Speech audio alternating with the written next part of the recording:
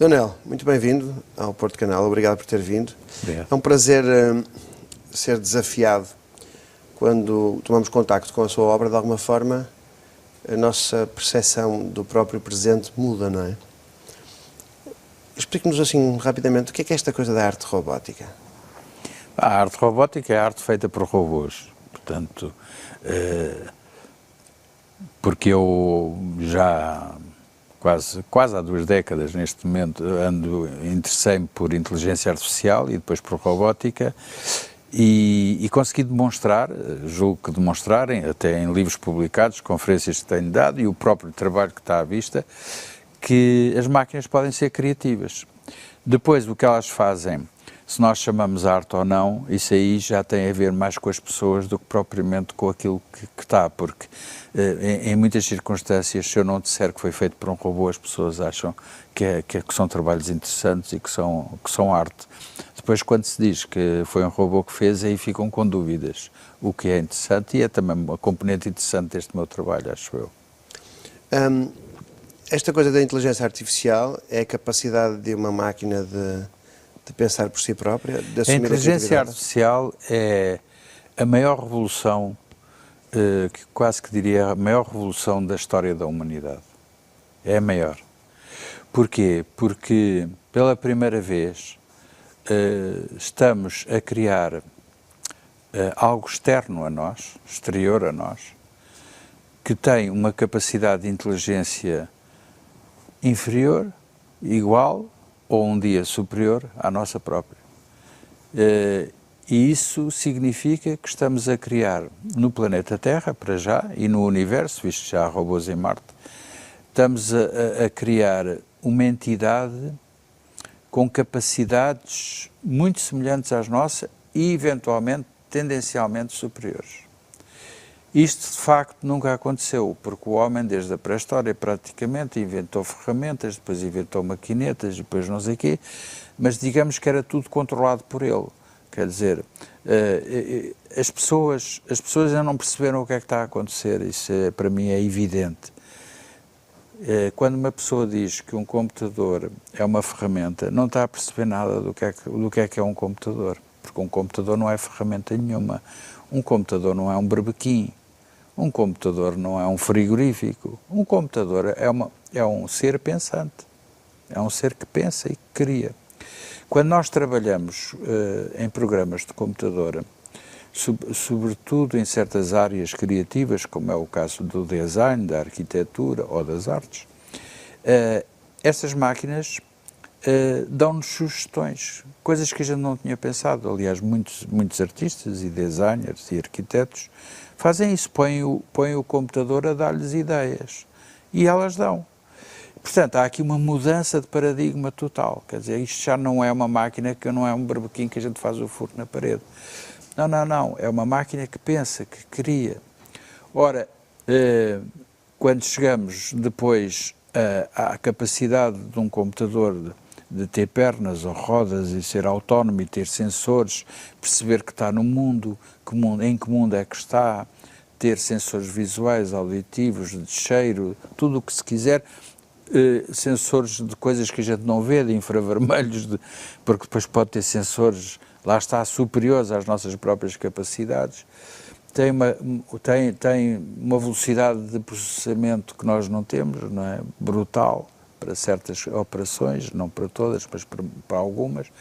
Portanto, este robô, esta máquina, quer dizer, este computador que se autonomiza, que se torna um ente que anda no espaço real, ele vai ser capaz de fazer coisas que já não são controladas minimamente por nós. Nós nem sabemos o que é que ele anda a fazer. Eu achei muito interessante na sua obra, em vários anos de construção de computador, de robôs, achei muito interessante que há não sei se é 2006, que termina a sua própria obra de arte. Sim, ele decide, que está em Nova Iorque, salvo erro. No Museu de História Natural, é possível? Sim.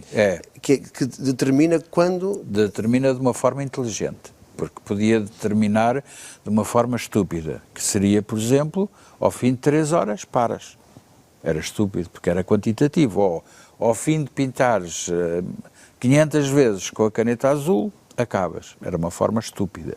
Não, ele não faz... Ele tem um sensor e está a ver a pintura que está a fazer ou o desenho.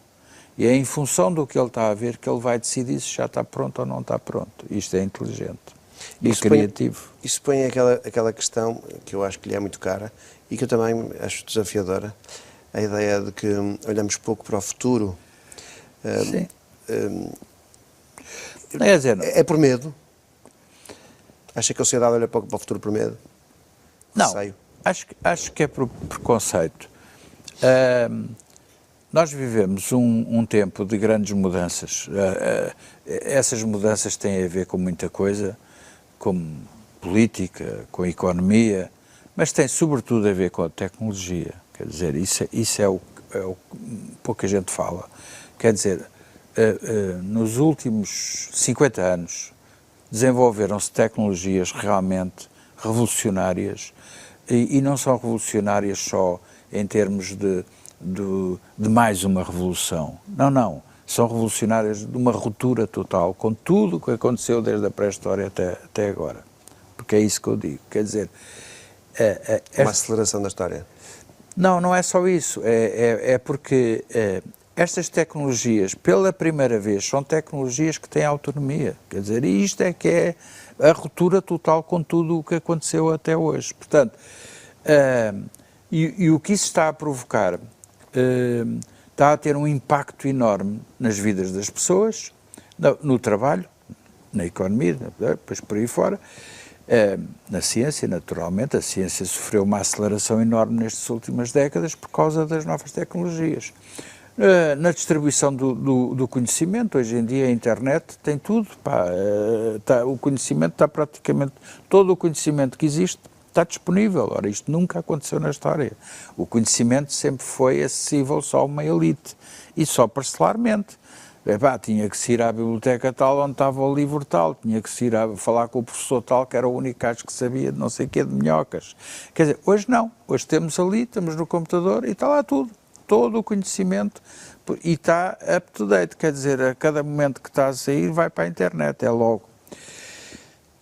Isto gera, de facto, mudanças brutais em todas as áreas. Essas mudanças são altamente positivas, na minha perspectiva, mas também têm efeitos negativos. Por exemplo, hoje fala-se ainda muito pouco, porque não convém à classe política e também por ignorância, e aos economistas e essa gente toda, muitas vezes por ignorância, mas o desemprego, que é hoje um problema real das nossas sociedades, sobretudo das mais desenvolvidas, deve-se à tecnologia em grande medida. Porquê? Porque antigamente, numa fábrica que tinha 200 ou 300 operários, hoje em dia tem 2 engenheiros e o resto é tudo robôs.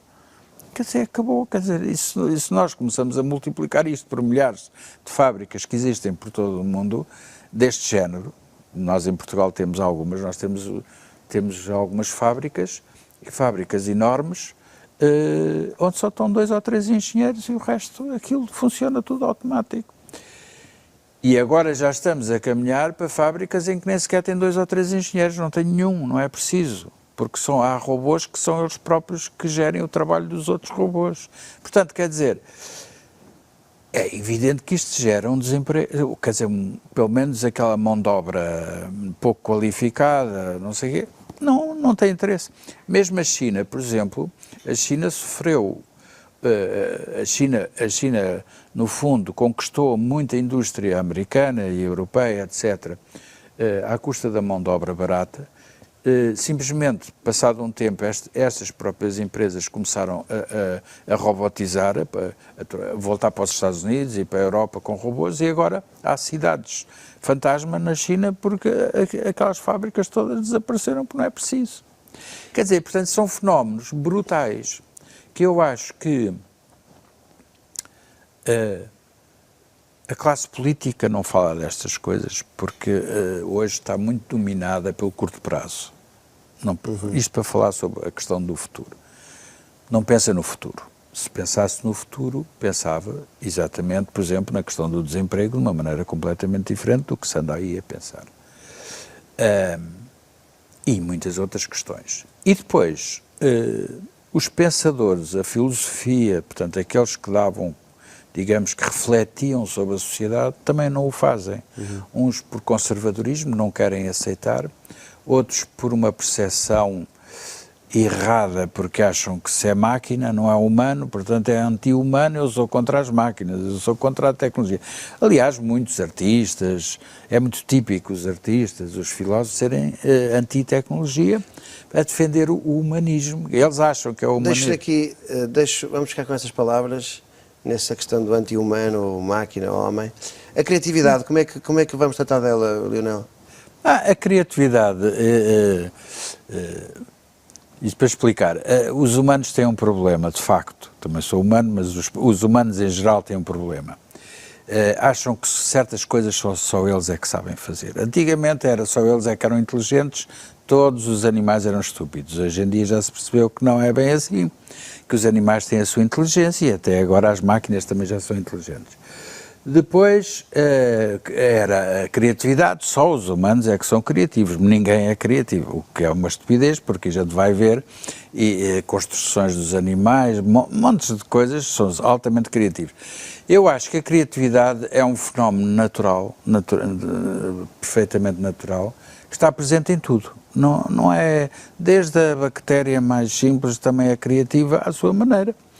E, portanto, eu vejo a criatividade como mecanismos naturais que os humanos desenvolveram muito, porque dão muita importância a isso. Outras espécies também têm. Lá certos pássaros fazem danças e cantares para os machos para atrair fêmeas e vice-versa.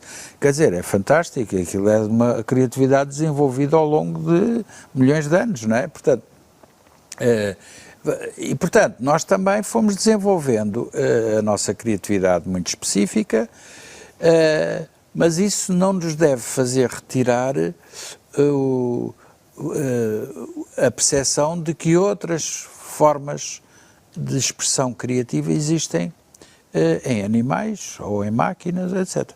Portanto, quando eu falo em criatividade artificial, no fundo, que é a inteligência artificial e a criatividade artificial, é exatamente porque eu considero que as máquinas também são criativas à sua maneira e esse processo é fascinante, pelo menos para mim e para outras pessoas que já o observaram, não é?